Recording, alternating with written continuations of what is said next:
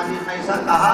और जो माला सीता जी ने पार्वती को पहनाया था वो माला सर्प करके और माता भगवती के सिर में। देखो कोई मूर्ति से पुष्प गिरकर आपकी गोदी में या आपके हाथ में आ जाए तो समझो आशीर्वाद प्राप्त हो रहा है। खसी माल मूर्त मुस्कानी, यहाँ पर दिया गया है मूर्ति जैसे मुस्कुराने लगी और वो माला श्री जी के यानी गले में आकर पड़ती है। तो उसी समय बाबा गोस्वामी बोल उठते हैं और माता जगदम्बा आशीर्वाद दे रहे हैं।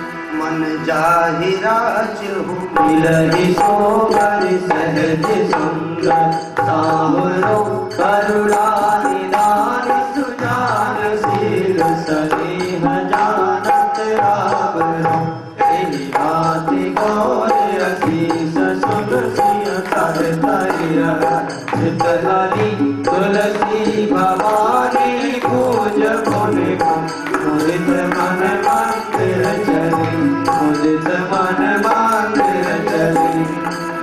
ज्ञान गौर अनपूर श्री हर्ष न जाय करे, मंजुल मंगल मोह पावन अंग पर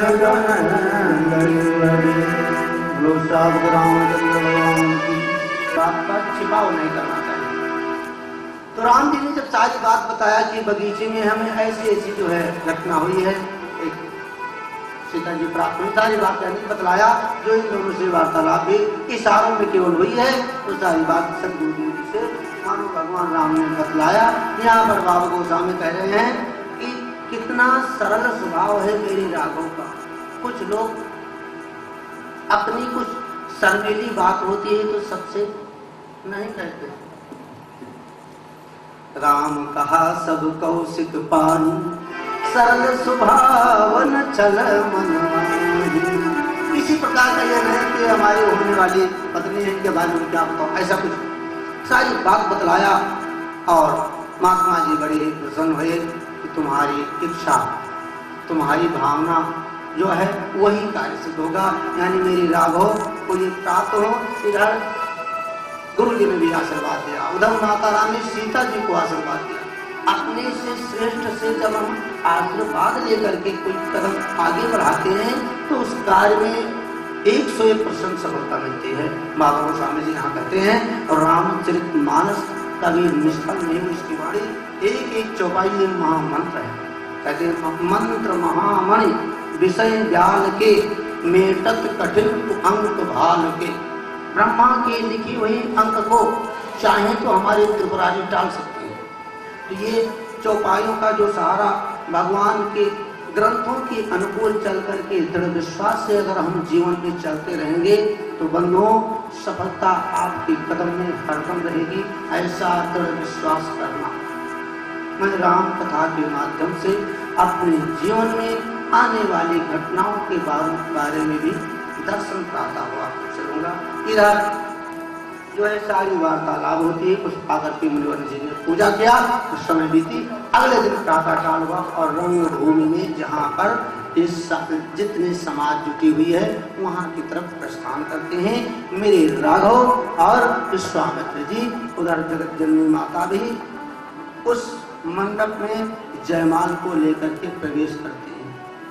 सीता जी जब स्वयंवर में प्रवेश करती हैं तो वहाँ की जो है स्थिति का वर्णन हमारे गोस्वामी जी करते हैं। कुछ लोग कह रहे हैं, मन में माताएं बहनें सोच रहे हैं कि देखो आज किसको बड़ाई प्राप्त होती है, जो धनुआ को तोड़ेगा वही तुमको करेगा, ऐसा मन में विचार करने लगी हमारी माताएं बहनें। से स्वयं कर देखहि जाई, इसका कदम देहि बढ़ाई,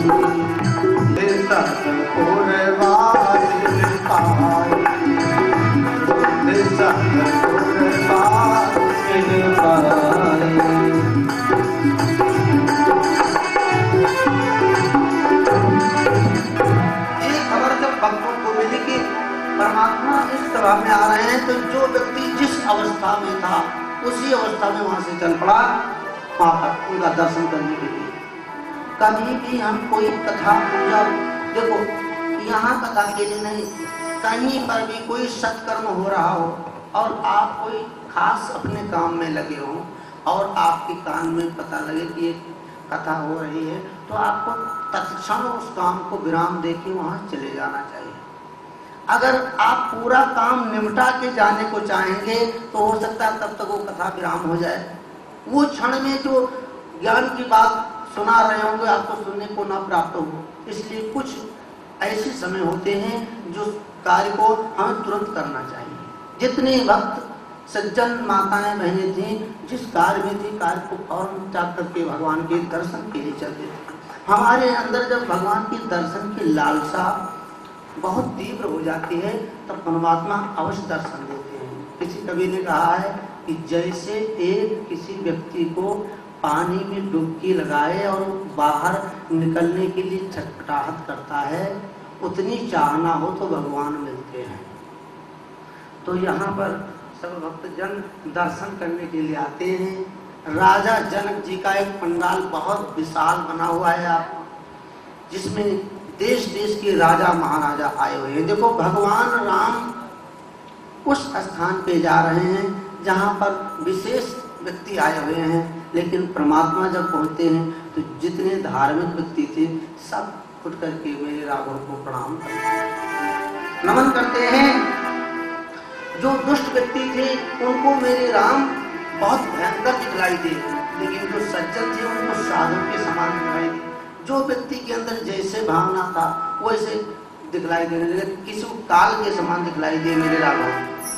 तो यहाँ पर जो गए परम तत्व में भाषा शांत सत्य सम सहज प्रकाश, भगवान नारायण बिल्कुल सहजता से बड़े सरलता से जाते हैं और जो दिव्य आसन पर कौशिक जी के समेत यानी विश्वामित्र जी के समेत पर इनको आसन पर पधराया गया, बैठाया गया। राजा जनक जी इनको दिव्य आसन पर विराजमान करते हैं और उसी समय उधर अपने अनुचरों को आज्ञा देते हैं कि हम जिस लिए मंडली सखा सब आई है उसका इनको मेरा प्रण इन सबको अवगत कराओ, ताकि जो भक्त नए आए हैं उनको भी मालूम हो कि क्यों बुलवाया गया है। आप सब आए हो भगवान की कथा सुनने। ऐसे वहाँ पर जिस काम के लिए जाना था वही राजा वहाँ गए, सबको जो है सुनाया गया है। कारण ये है कि राजा जनक जी के इस पुराने धनुष जो भगवान शिव जी का, ये धनुष बहुत काफी दिन से रखा हुआ था। देखो भगवान शंकर जी के पास 3 अमोघ शास्त्र हैं। शास्त्र कहते हैं पढ़ने वाले को, शस्त्र कहते हैं मारने वाले को, दोनों में सिर्फ एक मात्रा का फर्क है। तो जो हथियार हो उसको हमें शस्त्र कहना चाहिए और जो ग्रंथ हो उसको शास्त्र कहना चाहिए, थोड़ा सा। तो इनके शस्त्र को आज खंडन करेंगे मेरे राघव। मानो ये दर्शा रहे हैं कि मेरे भगवान भोलेनाथ कह रहे हैं कि हमारी पुरानी चीज में आप खेलो। कोई खिलौना आपके घर में हो और बच्चे को दे दो, बच्चा तोड़ देता है तो आपको ज्यादा दुख नहीं होता है उनके माता पिता, चलो मेरा बच्चा खेल रहा है कोई बात नहीं। लेकिन वो खिलौना किसी और का दूसरा बालक तोड़ दे तो लड़ने भिड़ने को तैयार हो जाते हैं। ये धनुष भगवान भोलेनाथ का दिया हुआ है और इनको फ्री में मिला हुआ। परशुराम को तो यहाँ करके बहुत जलाएंगे, ये कथा अभी कुछ देर बाद आपको सुनाई जाएगी, समझ रहा। तो भगवान वहाँ पर पधारते हैं और जितने देव हैं, जितने सज्जन वृंद हैं, सब एक तरफ बैठे हुए हैं, मेरे प्रभु नारायण को नमन कर रहे हैं। राम जी को देखते ही उनके ऊपर ऐसे आकर्षित हो जाते हैं कि टकटकी लगाए हुए उन्हीं को दर्शन कर रहे हैं। जब आपके सामने छवि भगवान की आ जाती है और आपके अंदर भक्ति भावना जागृत हो जाता है तो कौन व्यक्ति आपको क्या कह रहा है उसका होश हमें आपको नहीं रहता है। अगर रहता है तो समझो हमारा ध्यान नहीं लगा। इसलिए ध्यान की बड़ी विधि है, तो मैं वहाँ नहीं जाना चाहूँगा, लेकिन जितना भी जैसे हो सके ध्यान मुद्रा में बैठ करके 1 क्षण 2 क्षण परमात्मा का चिंतन सब व्यक्ति को करना चाहिए। इतने में जैसे समाचार सुना इस राजा जी के जनक जी के ये धनुष को जो खंडन करेगा उसके साथ जगत में माता सीता जी का विवाह होगा। ये बात सुनते ही सब राजा तव करके एकदम से खड़े होते हैं। हर व्यक्ति चाहता है कि अमुक चीज हम प्राप्त कर लो, लेकिन वो कभी ये नहीं सोचता है कि ये हमारे को फगेगा अथवा नहीं, हमारे अनुकूल है या नहीं, हम नई नई वस्तु की जिज्ञासा अभिलाषा करते चले जाते हैं। इस धनुष यज्ञ की कथा से हमको एक शिक्षा विशेष लेना चाहिए और सूत्र की बात मैं आप सबको कहना चाहूँगा। देखो, इन समाज में हर व्यक्ति आए हुए हैं। रावण भी आया था, लेकिन रावण को धनुष तोड़ने नहीं गया। इसको ये पता है कि धनुष इस धरती पर रखा हुआ है और धरती माता की बेटी है सीता जी, तो जो धनुष हम उठाना चाहूँगा तो ये धरती माता ही नहीं छोड़ेगी। धरती पे टिका हुआ है ना, तो अपनी माँ अपनी बेटी की कभी मर्यादा नहीं टूटने देती है, चाहे स्वयं कष्ट कितना भी उठाना पड़े। ऐसा उसके मन में आ गया कि ये कार्य हम नहीं कर सकता हूँ, तो वो दूर से उठ के चला गया, तोड़ा नहीं है। लेकिन और बहुत से राजा एक साथ लगे हैं। बाबा गोस्वामी कहते हैं, भूप सहस 10 एक ही 12 लगे उठावन टरहि नटारा। पहले एक एक जाकर आजमाइश करते हैं, थक जाते हैं, कई लोग मिलकर के तोड़ते हैं। किसी ने कहा कि कन्या का विवाह तो एक साथ होना है, एक के संग में। अब एक साथ सब लोग करेंगे, तोड़ लोगे तो फिर इसका निर्णय कैसे होगा? बोले एक बार कार्य होने दो, फिर फैसला तो बाद में है। देखो, हर व्यक्ति की अलग अलग सोच होती है। माता सीता जी को प्राप्त करने के लिए जो बंदा जा रहा है, उनका अवलोकन करके दर्शन का लाभ नहीं ले रहे हैं, उनको कभी यश की प्राप्ति होगी? हिमते अनल प्रगट पर होई, राम विमुख सुख पावे न कोई। भगवान से विमुख होने पर कोई सुख सपनों में भी सुख नहीं उठा सकता है। हिम कहते हैं बर्फ को, हिमते अनल, अनल कहते हैं अग्नि को। बर्फ से अग्नि बेशक पैदा हो जाए, लेकिन भगवान के विमुख होने से सुख की प्राप्ति नहीं हो सकती है। राम विमुख सुख पावन। तो ये सब राजा आज इनको लज्जित भी होना पड़ेगा, हार भी माननी पड़ेगी, लेकिन फिर भी अपनी जिद नहीं छोड़ते हैं। यहाँ पर हमें इस चीज़ को जीवन में उतार लेना है। कभी भी असंभव चीज़ को हम स्वतः प्राप्त करने के लिए ना चलें। अगर प्राप्त करने लायक है तो परमात्मा के साथ आप जुड़े, वो चाहेंगे तो आपको प्राप्त करा सकते हैं। तो जो वैसे राजा थे वो सब कहते हैं कि व्यर्थ मरहु जन गाल बजाई। ये गाल बजाई आपस में मत करो। मन मोद कहीं की भूख बुझाई। मन में लड्डू खाओ तो क्या भूख बुझती है? 2 संत थे या 2 मित्र थे, साथ में जा रहे थे, रास्ते में भूख लगी, तो एक ने कहा कि चलो मन में चना गुड़ चबाया जाए। तो दूसरे ने कहा जब मन में चबाना तो लड्डू खाएं तो अच्छा लगे। उसने लड्डू खाना प्रारंभ किया। यहाँ तीसरा कह रहे राजा कि मन में लड्डू चना खाने से भूख नहीं बुझेगी। अब तो बल कौशल दिखलाना पड़ेगा।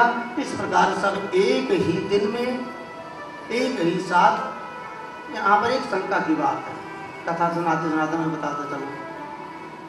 बाबा जी ने लिख दिया है कि भूप सहस 10 एक ही 12 लगे उठावन टरहि नटारा। सहस कहते हैं 1000। अब 1000 व्यक्ति एक धनुहा को सोचो एक साथ कैसे उठाया होगा, कितना बड़ा धनुहा रहा होगा। 1000 आदमी जो एक वस्तु में लगे तो उसको पकड़ने में ही नहीं आएगा। अथवा बाबा गोस्वामी जी ये भी संकेत कर सकते हैं कि सहस्राबाओं में 1000 हाथ था, तो वो अकेला गया उठाने। पहले 1000 हाथों से उठाया, नहीं उठाया नहीं। फिर 1000 आदमी थे, सब वार करके, वार कहते हैं पल को, क्षण को, दिन को, जैसे भी है। तो सब लोगों ने प्रयास काफी किया, परंतु कहीं हिलता नहीं है। ये सारी दशा देख करके राजा जनक जी के अंदर बड़ी ही दुख होता है, बड़ी ही घबराहट होती है, बड़ा ही पश्चाताप होता है अपने प्रण करने के ऊपर। कभी भी कोई हम फैसला लें, उससे पूर्व बहुत दूर तक बात को विचार करके ही लेना चाहिए। कोई निर्णय एकदम ना ले। राजा जनक जी ने निर्णय इसलिए लेकर आपको दिखाया है कि निर्णय लिया, लेकिन इनको भगवान पे भरोसा था, तो नारायण इनको दामाद के रूप में प्राप्त हुए। लेकिन हम कोई ऐसी चीज़ की याचना करते हैं, हम नहीं पाते हैं, मन ही मन बड़े दुखी हो जाते हैं और चिंतित रहते हैं, और चिंता अपने शरीर को घटाती रहती है। तो इधर समय देख करके जो है देवता आज सब मन में प्रसन्नता मना रहे हैं। जगत जननी जगदम्बा जयमाल को लेकर के उस मंडप में प्रवेश कर रही हैं। हमारे बाबा के सामने कह रहे हैं, चली संग लय सखी सयानी, चली संग लय। देवता आपसे प्रार्थना कर रही हूँ कि अगर हमारा कुछ पुण्य हो, मैंने भी जीवन में कभी आपका नाम लिया हो, अर्थात कोई आपका ये दान पूर्ण किया हो, अगर मेरा कुछ शेष है तो मेरी इतनी लज्जा आप रखो कि मेरे राघव इस धनुष को उस प्रकार तोड़े जैसे एक सीता पर किसी पौधे का उपमा दे लो जो नरम से नरम हो, उसको तोड़ दिया जाता है और जरा भी थकावट नहीं होती, ऐसे मेरे राघव को उठा कर आप अपने जीवन में ऐसा कार्य करते चलो जिससे आपके लिए पूरी दुनिया प्रार्थना करे। परमात्मा से भी आपके, उससे आपकी दीर्घायु होती है। भगवान राम तो कभी शरीर को चाहे तो छोड़ ही नहीं सकते, दीर्घायु हैं। ये मर्यादा पुरुषोत्तम ऐसे कार्य कर रहे हैं जिससे इनको स्वतः दीर्घ होने का आशीर्वाद मिल रहा है। और सब व्यक्ति जिसकी लिए अच्छा मनाता है उसको भगवान दीर्घ जीवन भी देते हैं और शुभ संपत्ति सब कुछ प्रदान करते हैं। तो हम अपने जीवन में ऐसा कभी ना करें जो हमारे लिए कोई बुरा सोचे, हम सबके लिए अच्छा ही सोचें, ऐसा भावना करते हुए चले और उधर की तरफ हम ध्यान नहीं न दें तो हमारे सब सत्कर्म, कोई गलत भी कर्म कभी अनजाने में हुआ है तो वो भी सुधर जाता है। तो इस प्रकार जो है राम प्रेम समेत इनकी वाणी सुन करके और वहाँ पर पहुँच जाते हैं। बड़े ही सहजता में तो धनुष उठा करके तोड़ दिया, सीता जी ने इनके गले में जयमाला डाल दिया। ये कथा हम आप सब सुनेंगे और आप सब ये भी साथ साथ सुन रहे हो कि मेरे राघव ने जिस प्रकार मर्यादित जीवन में आकर के सत्कार किया, हम भी वो भी मनुष्य के रूप में आए थे और हम आप भी मनुष्य के रूप में। तो आप माताएं बहनें का लक्षण अपनाएं और मेरे राघव का लक्षण है, लक्षण स्वभाव हमारे भाई बुजुर्ग जो भी है उपस्थित है, जो सुन रहे हैं अथवा अलग हैं, वो जीवन में अपनाएं। तो ये मर्यादित जीवन चल करके जीवन की तमाम समस्याएं का समाधान हो जाएगा और फिर कोई चीज हमें शेष नहीं रहेगा प्राप्त करने को। तो भगवान राघव इस प्रकार जग के अंदर पहुंचते हैं जहाँ पर वो धनुष रखा हुआ है। एक जगत के दाता हैं, इनसे कोई बात छिपी नहीं, इनको सब पता है हमें क्या खाएगा। लेकिन यहाँ पर बहुत एक छोटा सा पद है, जगत के दातार हुआ करुणा निधान, जगत के दातार करुणा निधान, जगत के दातार। राम जी के ऊपर कहना, जगत के दातार करुणा निधान, जगत के दातार। वो चाहे तो आपको सब काम कैसे करते हैं मती को। और जानकी जी भगवान राम को करुणा निधान कहते हैं उस प्रकार जैसे एक पत्नी अपने पुरुष को कोई गुप्त नाम रख रखी हो, केवल वही जानती हो। अरे सुना, कुछ भी सब संबोधित करोगे वो फौरन आपकी बात सुनेंगे। या वो आपको कोई ऐसा नाम घर में होना चाहिए, कोट पर नाम, जो अन्य व्यक्ति ना जानता हो। कभी समाज में उस नाम की कई बहनें बैठी हों, वो पुकारे तो कई आदमी ताकने लग जाएंगे इधर उधर, मेरे को तो नहीं कहना। इसलिए कोट वर्डेड नाम घर में होना। तो भगवान राम का करुणा निधान सीता जी का कोट वर्ड है। सीता जी राम को करुणा निधान कहती हैं और मेरे राघव माता सीता जी को केवल जानकी कहते हैं। जानकी शब्द गुप्त नाम है, वैसे प्रसारित हो गया। गुप्त को हम लोग गा देते हैं, जैसे नवरात्रा में गुप्त नवरात्राओं को हम लोग कई बार संबोधित करते तो सब लोग जान जाते हैं। आप लोग कथा पूजन सुनते रहते, इसी से ज्ञान बढ़ता है। तो ये करुणा निधान शब्द जब आप कहोगे तो मेरी राघव जितना सीता जी पर स्नेह करते हैं उतना ही आप पे करेंगे। इसलिए हम करुणा निधान नाम से एक गीत को 2-4 लाइन आपको सुनाया जैसे भी मैंने से आया। अब देखो मेरे परमात्मा जगत जननी सीता जी के निकट आ रहे हैं। तो जीवन में हमको कुछ प्राप्त करना है तो उसके पहले त्याग की विशेष आवश्यकता होती है। मेरी परमात्मा क्या क्या त्याग किए हैं आप जानते हैं शायद। जन्म लेने की कुछ ही दिन के बाद में, आप तो सुने हैं कल ही विश्वामित्र जी जंगल लाए हैं, लेकिन उस समय तो बहुत पहले की एक कथा, तो 10,000 वर्ष चलेगी जब तक खत्म नहीं हो। लेकिन जंगल गए हैं, माता पिता को त्याग किए हैं, उनका स्नेह, या तो हर व्यक्ति माता पिता को बता ले भगवान त्याग कर दिखा रहे हैं, कुछ पाने के लिए कुछ खोना पड़ेगा।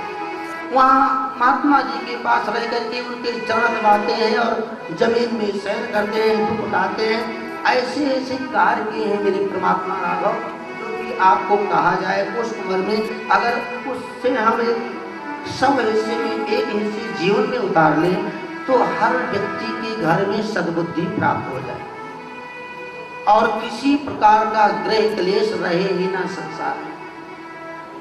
सब कुछ त्यागते हुए आज महात्मा जी के साथ में आज दाम्पत्य जीवन में प्रवेश करना चाहते हैं। देखो दाम्पत्य जीवन में हम आए, उससे पूर्व अपने संत जन की आशीर्वाद और उनकी कृपा, उनकी सहमति, उनके सानिध्य में आकर के आएंगे तो जीवन हमारा सुखमय होगा। लेकिन परमात्मा फिर भी सुख नहीं दे, कुछ ही दिन के बाद दूसरा रास्ता अपनाए, यानी हमको सब कुछ मिल जाए तो एकदम से हम भूल मत जाएं, फिर भी अपने दुख की तरफ ध्यान रखें। बहुत कुछ हमको ये संकेतित करती हैं ये दिव्य कथाएं, इन संकेत को हम समझते चले, कथा भी साथ साथ सुने, दोनों का एक दूसरे के पूरक है। आज परमात्मा जो है वहाँ पर पहुँच रहे हैं और धनुष को उठा करके और भंजन करने का समय आ गया है, जनक के परिताप को दूर करने का समय आ गया है। और सखी दूसरी से कहने लगी कि छोटे बहुत हैं, लेकिन मैं एक बात आपको बता देती हूँ, मंत्र बड़ा छोटा होता है लेकिन बड़ा लंबा कार्य करता है। तो मंत्र से आप जो चाहें कर सकते हैं। एक बार इंद्र की सभा में एक अप्सरा नृत्य कर रही थी और अप्सरा इतना सुंदर थी जो कुछ कहने में नहीं। रावण लंका में था, वहां से उसको आकर्षित हुआ, उसने वहीं से आकर्षण मंत्र बोला, अप्सरा यहाँ पर विक्षिप्त होकर गिर पड़ी। सब समाज चौंक गया, ये कैसे हुआ। वहाँ पर एक महात्मा जी बैठे हुए थे, उनसे पूछा गया, उन्होंने कहा रावण ने सम्मोहन चलाया है यहाँ से, देवराज इंद्र के यहाँ से, और 1000 योजन दूर लंका था, वहाँ का सम्मोहन चलाया हुआ इसको यहाँ विक्षिप्त कर सकता है। छोटा सा मंत्र बड़े से बड़े कार्य करता है। देखने में तो जरूर छोटे हैं लेकिन इनके गुण बड़े विचित्र हैं। रास्ते में आते हुए एक पत्थर पड़ा था, इनके चढ़ लगी तो उसके उद्धार हो गया। कहाँ तक आपको कहूँ, तो जब ये सारी बात सुनाई गई, जब एग्जाम्पल दिया जाता है झूठे के लिए, सच के लिए कोई उदाहरण नहीं होता। कुछ लोग कहते हैं हमारी बात मानो, मेरे घर में कुछ लोग, मैंने कहा कभी ये बात नहीं कहना चाहिए, हम जैसे हैं वैसे ही रहेंगे। अपने को सच साबित करने के लिए 10 जनने से या 10 व्यक्ति से गवाह साबित करने है ही नहीं, जो कुछ होंगे वो स्वयं पता लग जाएगा। आज मेरी राघव उठ करके सहजता से गए और उस निकट में पहुंचते ही राम चाहे शंकर धन तोड़ा। देखो शिव जी के धनुष को तोड़ना चाहते हैं, उसी समय मेरे शेषावतार में लक्ष्मण जी धरती से, दिशराज से सबको डांट करके कह रहे हैं, धरती से करके धरती शेष रोक रखे हैं, सोच रहे हैं कि अब मैं तो इधर रखवाली में लग जाऊंगा, कोई धरती हिलने न लग जाए। कच्छप आज सबसे सचेत कर रहे हैं, हम कोई विशेष कार्य करने चले उससे पूर्व अपने घर की व्यवस्था ठीक करके चले। आप कथा सुनने आई हो, घर में अगर ढंग से रोक लगा के नहीं आई होगी तो हो सकता है कोई वस्तु इधर उधर से कर दे या कोई बात भी कुछ बात हो जाए, तो आप ऐसा भी कह सकते हैं मैं तो अच्छा कथा सुन के आई और हमारा ये व्यवस्था बिगड़ गई। तो हम अपने कर्म को पूर्ण रूप से करते चले, ये नहीं कहा जाता है कि भगवान के लिए चलना है तो सब कुछ भुला जाए, कर्म करते हुए वही कर्म आपकी हो जाए। तो यहाँ पर मेरी परमात्मा बड़े ही सहजता से, बड़े ही सरलता से राम जी आज उस धनुष को जब उठाने चलते हैं, जगत जननी माता सीता अपनी गौरी से फिर मना रहे हैं, कुल देवता से कह रहे हैं, और धरती की पुत्री है तो सबसे पहले अपनी माँ का। बेटिया को कोई दुख होता है ससुराल में तो सारे मन का, देखो मैं उस योनि में नहीं हूँ इसलिए मैं नहीं जानता, लेकिन मैं ग्रंथों में पढ़ा हूँ, वो मन की सारी बात अपनी माँ से पहले बताती है। उसके बाद में और जो भी संबंधी होंगे उनसे बताएगी, क्योंकि माँ से उसका जी पार है, पूर्ण है कि ये बात कहूँगी तो हमारी बात आउट नहीं होगी, लीक नहीं होगी और इसका समाधान भी होगा। तो आज सीता जी धरती माता से प्रार्थना कर रही हैं कि हे माता, आप इस धनुहा के भार को अपने अंदर ले लो और ये पुष्प के समान हो जाए, जिससे राघव सहजता से उठा लो। अपने पति को प्राप्त करने के पूर्व धरती माता से वंदना करके नमन करते हैं। अब कौन माता अपनी बेटी के लिए काम नहीं करेगा, ये हम आप जाने, ये तो होना ही होना है। तो कई तरफ से सिफारिश हुआ तो भगवान राम नमः उठाए, अर्थात कुछ नहीं होता तो भी असंभव से असंभव कार्य भगवान कर सकते थे। ये कथा हमको शायद ये शिक्षा भी दे रही हो कि हम कभी कुछ ये ना मन में लाएं कि हम ही सब कुछ कर सकते हैं या हम ही सब कुछ है, अपने को कुछ ना करते हुए हम कथा को अपने जीवन में अगर उतार लेंगे तो सारे जीवन की पिशाच मन से एकदम से छूमंतर हो जाएगा। जैसे देखी विपुल विकल वैदेही निमित्त विहात कल्प समुद्दे।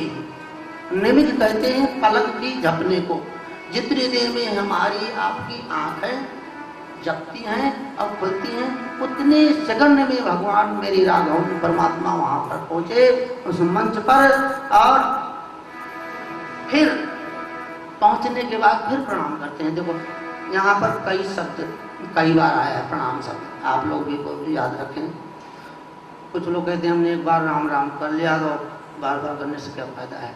यहाँ पर देखो 7 बार तो प्रणाम किए मेरे राघव, वहाँ से महात्मा जी से चलकर और हम वहाँ के पास पहुँचते समय 7 बार नमन किए हैं अपने गुरु जी को, ब्राह्मण। क्योंकि हमारे जीवन में 7 प्रश्न ऐसे हैं जो हमारे जीवन को सफल बनाते हैं। ये 7 प्रश्न का उत्तर समय रहा तो मानस के उत्तर कांड में आपको आखिरी में सुनाया जाएगा, बहुत ही महत्वपूर्ण होते हैं। वहाँ कथा कई बार पहुँच ही नहीं पाती है, तो ये इसलिए मेरे राघव ने 7 बार प्रणाम करके उसका उत्तर पहले ले लिया। तो हम अपने से श्रेष्ठ से सलाह लेकर कोई कार्य करेंगे तो बाद में मेरे ऊपर बुराई नहीं आएगी। देखो अभी विश्वामित्र आज्ञा दे हैं, इनके कहने से मेरे परमात्मा धनुष को तोड़ रहे हैं।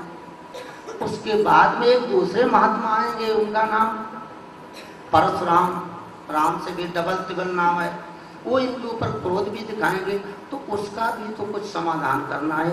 पहले ही अपने गुरुजी से बार बार प्रणाम करते हैं कि अगर हमारे जीवन में कोई हमसे भिड़ना चाहे तो मेरे 4 भक्त पहले ही बैठे हैं, उन्हीं से भाई निपट लो, हम तो कुछ नहीं किए हैं। मेरी राघव शायद अपने को बचा रहे हैं, अर्थात मर्यादा हमें दिखला रहे हैं कि हम मर्यादा में रहते हुए हम कुछ नहीं करने वाले हैं। बहुत ही सहजता से गुरहि प्रणाम मन ही मन की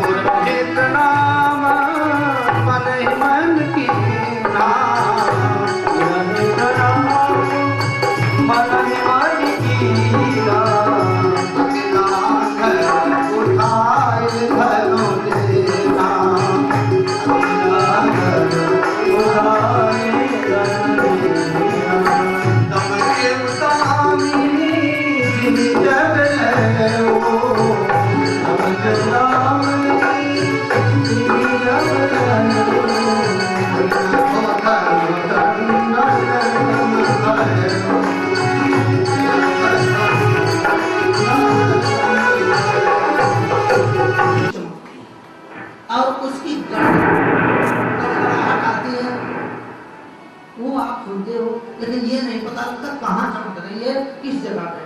कई बार आकाश से कुछ खंड गिरता है किसी क्षेत्र में, तो कहते हैं पेड़ जरूर जाते हैं, कहीं आपने गांव में देखा होगा। उसी प्रकार गड़गड़ाहट है। एक गड़गड़ाहट का शब्द क्या है, कोई विशेष कार्य होने लगता है तो विशेष हमको संभावना नजर आने लगती है। भगवान श्री कृष्ण जब वहां से जन्म लेने के बाद में जब अपने मूल स्थान पर जा रहे थे, रास्ते में जमुना जी पड़ी, तो जमुना जी लहर के साथ बढ़ने लगी और आंधी बादल पानी सब एक साथ आने लगा, क्योंकि विशेष प्रयोजन से भगवान वहां जा रहे हैं अपने को छिपाव करने के लिए। तो ये प्रकृति सब जाकर के तुरंत दर्शन करना चाहती, कहीं ऐसा ना हो भगवान हमसे चोरी करके वहां जा रहे हैं दोबारा ना आए, तो काम तुरंत कर लें हम। आप सोचो बाद में हम इनसे मिलेंगे कि हफ्ता बाद में कहीं अलग चले जाए, तो पहले ही हम काम अपना सिद्ध कर लें, तो कुछ काम तुरंत कर लेना चाहिए। कि ये प्रकृति सब अपना अपना स्वरूप लेकर के नमन करने के लिए उनको भी पहुंचना चाहिए। वो कुछ नहीं कर सकते हैं तो गड़गड़ा करके दर्शन देना करना चाहते हैं। उसी समय मेरे राघव ने धनुष को उठाया, तेचन राम मध्य धन तोरा, भरे भुवन भरे घोर चकोरा। खड़े हुए उठाए, तंत्र तोड़ ताड़ कर रखे जयराम जी, हाथ में कुछ भी नहीं। इस पर हमारे मित्र लोग कुछ बात बोलना चाहेंगे, 1 मिनट। सब देवी देवता भी करने लगे आरती, जय रामचंद्र का भी जय जय हो जानकी, जय रामचंद्र का भी जय जय हो जानकी।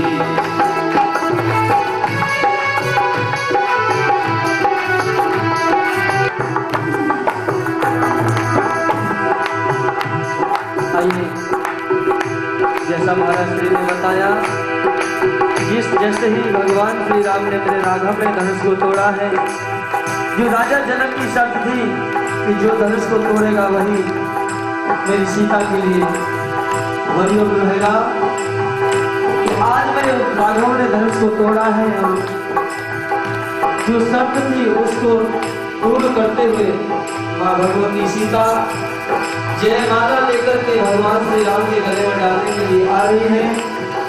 लेकिन देखती है कि जिस सिंहासन मेरे प्रभु बैठे हुए हैं वो सिंहासन बहुत ऊंचा है, वहां तक माँ भगवती सीता का हाथ नहीं पहुंच सकता।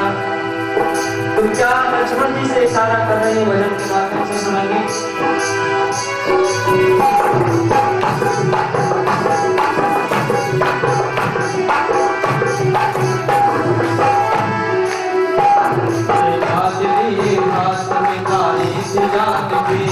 जय बादली हाथ में गाये जानकी, डालू गले में किस तरह है रान सी खड़ी, डालू गले में किस तरह है रान सी खड़ी। सब वेद मंत्र पढ़ी रहे ऊंची तान से, सब वेद मंत्र पढ़ी रहे ऊंची तान से, फूलों की वर्षा हो रही थी आसमान से, फूलों की वर्षा हो रही थी आसमान से। ऊंचा था सिंहासन जहाँ विराजमान थे, ऊंचा था सिंहासन यहाँ विराजमान थे। सर पर मुकुट काने में तरकश कमान थे, सर पर मुकुट काने में तरकश कमान थे। आगे बेचारा कुछ देर के लिए सीता ने बेचारा आंखों ही आंखों में किया लक्ष्मण को इशारा, आंखों ही आंखों में किया लक्ष्मण को इशारा। देश के अवतार अब तो दे दो सहारा, देश के अवतार कुछ तो दे दो सहारा। भूलूं नहीं मैं उम्र भर एहसान तुम्हारा, भूलूं नहीं मैं उम्र भर एहसान तुम्हारा। माँ भगवती लक्ष्मण जी को इशारा करते कि हे शेषनाग की मदद करें, लेकिन माँ सीता ये भूल रही है कि जिस पृथ्वी को मेरे शेषनाग ने उठाया हुआ है, जो कि लक्ष्मण जी अवतार है, वो पृथ्वी तो भी, वो आसन भी तो उस पृथ्वी पर ही है। जैसे ही पृथ्वी नीचे या ऊंचे उठेगी तो उसका आसन भी ऊंचा या नीचा होगा। लेकिन ये भाग बोर हो रही है माँ भगवती सीता और भूल रही है। लेकिन हे शेष के अवतार अब तो दे दो सहारा, हे शेष के अवतार अब तो दे दो सहारा। भूलूं नहीं मैं उम्र भर एहसान तुम्हारा, भूलूं नहीं मैं उम्र भर एहसान तुम्हारा। कुछ देर के लिए लखन पृथ्वी को उठा ले, कुछ देर के लिए लखन पृथ्वी को उठा ले। ये भाग तेरे भैया को जयमाल पहना दे, ये भाग सिया को जयमाल पहना दे। लेकिन मेरे लक्ष्मण जी ने यहाँ अपनी बुद्धि का प्रयोग किया और वो समझ गए कि माँ भगवती सीता इस समय भाव विभोर है। वो ये नहीं समझ रही कि मैं यदि पृथ्वी को उठाऊंगा तो ये आसन भी उसी पृथ्वी पर है जिससे कि ये आसन भी ऊंचा उठेगा। लेकिन अपनी बुद्धि का प्रयोग करते हुए मेरे राघव के चरणों में गिर पड़े और आगे क्या होता है भजन के माध्यम से। इतना सुनते ही लक्ष्मण हुए खड़े, इतना सुनते ही लक्ष्मण हुए खड़े, जाकर के श्री राम के चरणों में गिर पड़े, जाकर के श्री राम के चरणों में गिर पड़े।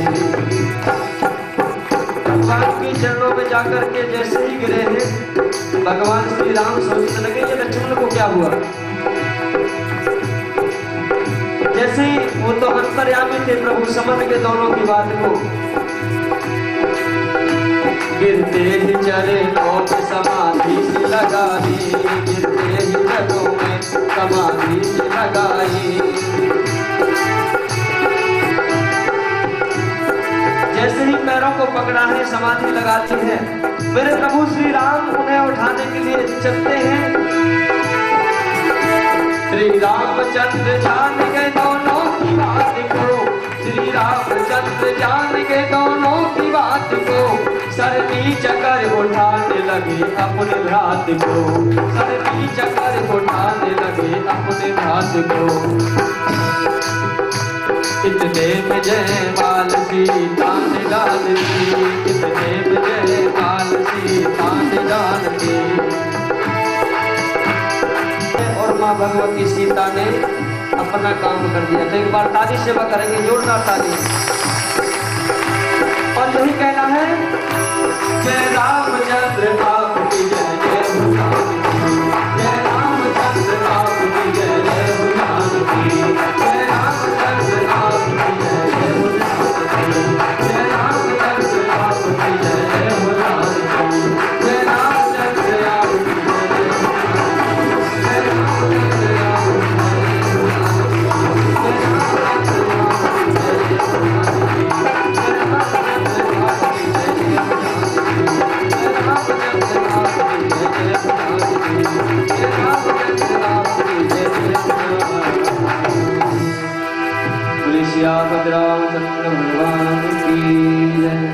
लक्ष्मण जी उनके पैरों में गिरे, झुक गए और जयमाला डल गए।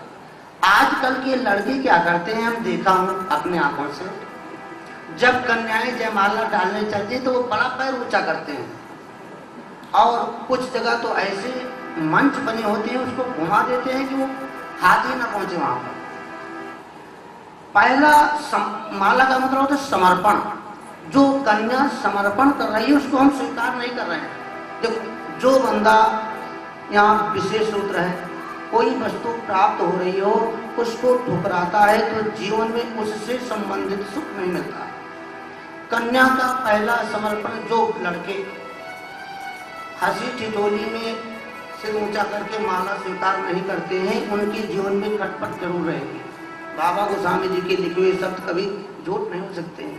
इसलिए कन्या जब जयमाला डालने चले तो वह भाइयों से मेरा अनुरोध है, कृपया वो बहुत ऊंचा ना होते हुए उसको स्वीकार कर। तो ये थोड़ी देर प्रक्रिया करते हैं। अगर आप लोगों को अच्छा लगा तो बजाय कन्या का समर्पण पति स्वीकार करे तो पति का भी समर्पण जो है कन्या को स्वीकार दो। अब आजकल एक दोनों जयमाले खड़े रहते हैं, वो उसके गले में डाल देते हैं, वो उनके गले।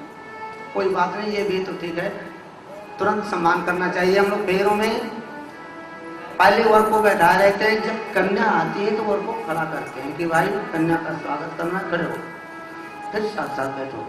मेरी राघव के गले में आज जगत जननी सीता माता ने वरमाला डालना चाहा, उनको पता है, और फौरन मेरी परमात्मा ने इशारा करके लक्ष्मण जी को पैर में गिरवाया और उनके बहाने कुछ